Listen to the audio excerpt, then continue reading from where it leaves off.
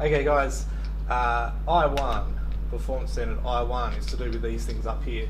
It's all about the design of an investigation in some sort of appropriate scientific manner.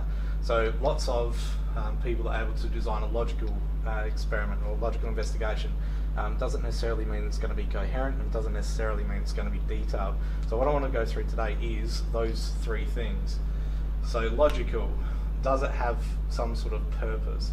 So the uniform circular motion one that we've kicked off with does have a purpose. We're actually investigating some sort of concept, but you've got some choice within that concept. So you've got the radius or the two different masses that you can change.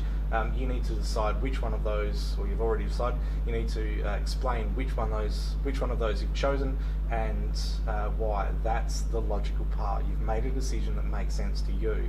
So there's some sort of decision to it. You haven't just, yeah, no, we're going to do that one. There's some sort of decision to it. And it's also related to the physics concepts. So related to physics.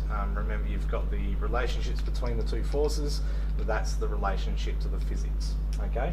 So the coherent part. The coherent part is the fact that it makes sense. It's got some sort of flow to it. It's not, we're going to do this and then this thing and then hope for the best. There's actually some sort of flow. It makes sense, basically.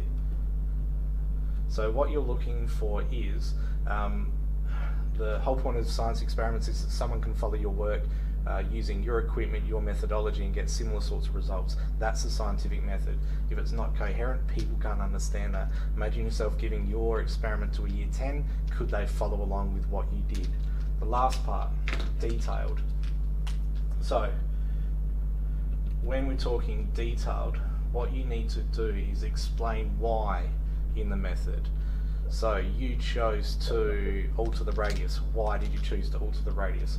What are you hoping that will do? So what do you think will happen because of that? All right. This thing here, the detail comes from being able to explain why you're doing it, what you've actually done, and also how. So the how is the steps in the method.